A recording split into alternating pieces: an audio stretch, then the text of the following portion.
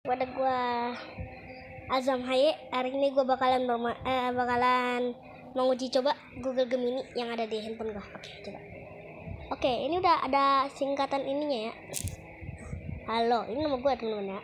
Ini nama gua. Coba kita tanya. Coba kita mau nanya ya. Karena Google Gemini AI, coba kita tanya apa itu AI.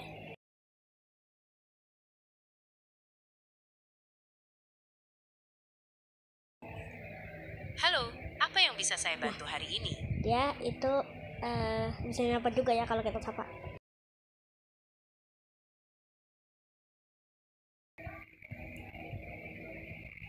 AI, Artificial Intelligence, atau kecerdasan buatan, adalah teknologi yang memungkinkan komputer untuk meniru kemampuan kognitif manusia. Bayangkan, komputer bisa belajar, berpikir, mengambil keputusan, dan bahkan menyelesaikan masalah seperti yang manusia lakukan. Contoh sederhana AI, asisten virtual, seperti Google Assistant atau Siri yang bisa kamu ajak bicara dan minta bantuan untuk berbagai hal. Rekomendasi produk. Ketika kamu belanja online, situs web sering merekomendasikan produk yang mungkin kamu suka berdasarkan riwayat pencarianmu. Ini juga berkat AI. Mobil self-driving. Mobil yang bisa mengemudi sendiri tanpa perlu pengemudi. Secara umum, AI bekerja dengan cara 1. Mempelajari data. AI dilatih dengan menggunakan data dalam jumlah besar. Semakin banyak data, semakin baik AI dalam melakukan tugasnya.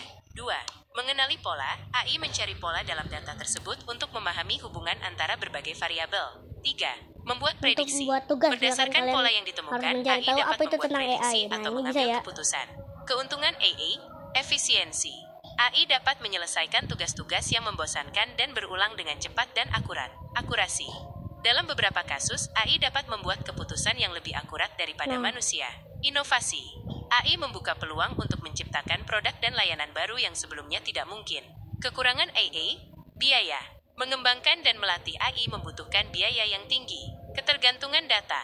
Kualitas data yang digunakan untuk melatih AI sangat penting. Jika data yang digunakan bias, maka hasil yang dihasilkan oleh AI juga akan bias. Etika. Penggunaan AI menimbulkan pertanyaan-pertanyaan etis, seperti privasi data dan potensi pengangguran. Intinya, AI adalah teknologi yang sangat potensial, namun penting untuk memahami kelebihan dan kekurangannya agar kita dapat memanfaatkannya dengan bijak. Apakah kamu ingin tahu lebih banyak tentang topik tertentu terkait AI?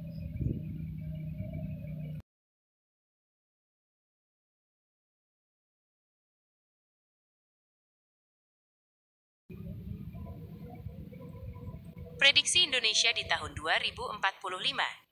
Menuju Indonesia Emas, tahun 2045 menjadi tahun yang sangat dinantikan bagi Indonesia.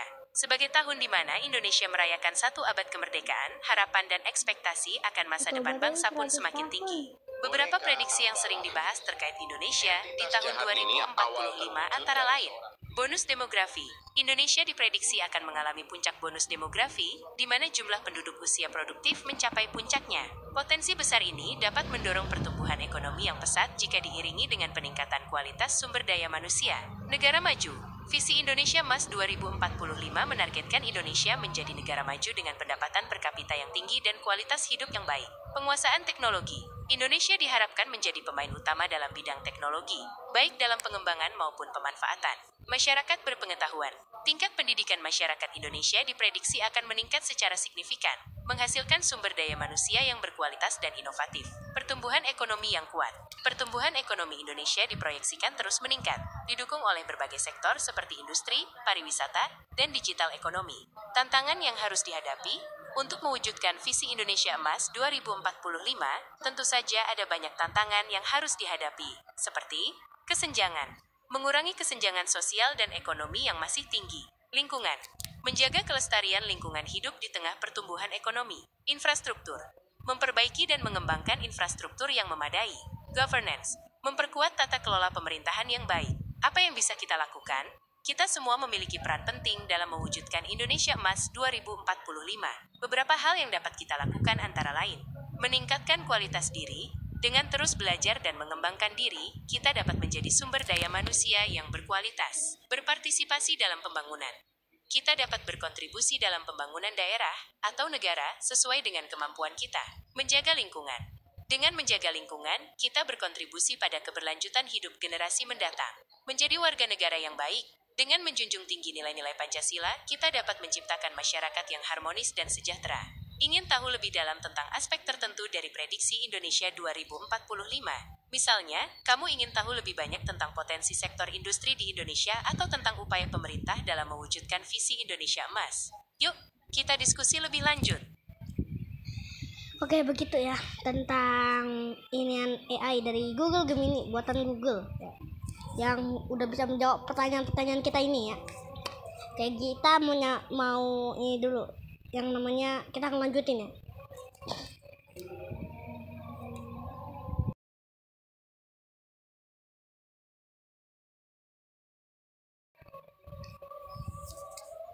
Jika Indonesia bebas korupsi, sebuah imajinasi yang menjanjikan.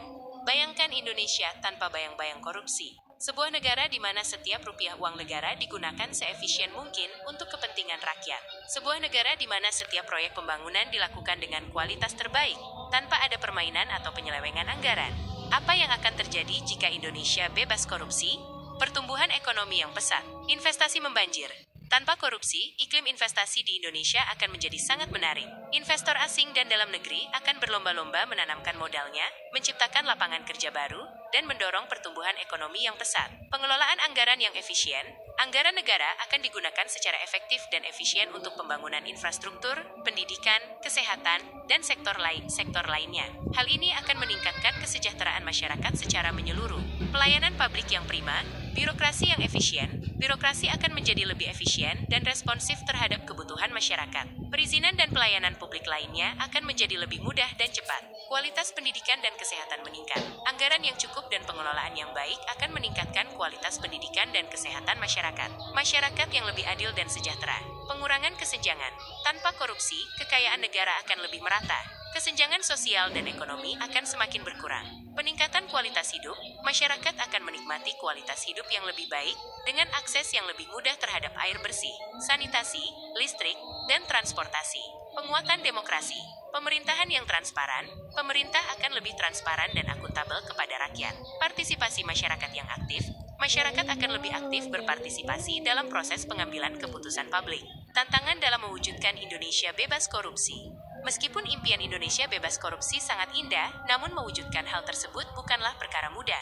Beberapa tantangan yang harus dihadapi antara lain: perubahan budaya. Membangun budaya anti korupsi membutuhkan waktu yang lama dan melibatkan seluruh lapisan masyarakat. Penegakan hukum yang konsisten. Penegakan hukum terhadap pelaku korupsi harus dilakukan secara konsisten dan tanpa pandang bulu. Penguatan sistem pengawasan. Perlu adanya sistem pengawasan yang kuat dan independen untuk mencegah terjadinya korupsi. Apa yang bisa kita lakukan? Mulai dari diri sendiri, setiap individu memiliki peran penting dalam memerangi korupsi. Kita harus menolak segala bentuk praktek korupsi dan menjadi contoh yang baik bagi orang lain. Partisipasi aktif. Kita harus aktif berpartisipasi dalam mengawasi kinerja pemerintah dan melaporkan setiap tindakan korupsi yang kita ketahui. Mendukung lembaga anti korupsi. Kita harus mendukung lembaga-lembaga anti korupsi dalam menjalankan tugasnya. Indonesia bebas korupsi adalah cita-cita luhur yang harus terus diperjuangkan. Dengan kerjasama dan kesadaran dari seluruh lapisan masyarakat, cita-cita tersebut bukanlah hal yang mustahil untuk dicapai. Apakah Anda ingin membahas lebih lanjut mengenai topik ini? Misalnya, kita bisa membahas tentang peran generasi muda dalam memerangi korupsi, atau tentang upaya pemerintah dalam memberantas korupsi. Nah, begitulah teman-teman tentang ini Gemini ya, Google Gemini, buatan Google. Nah, di sini ada inian juga nih. Disclaimer, Gemini dapat membuat kesalahan. Jadi periksalah kembali responnya.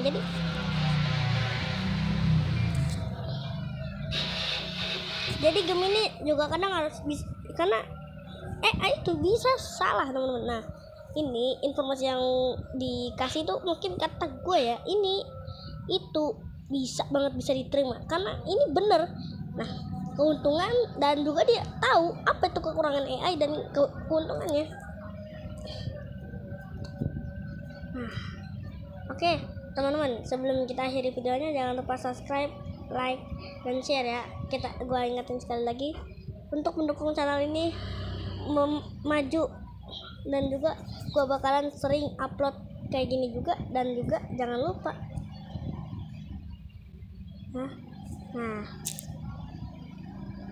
oke teman-teman, segini aja videonya hari ini. Wassalamualaikum warahmatullahi wabarakatuh.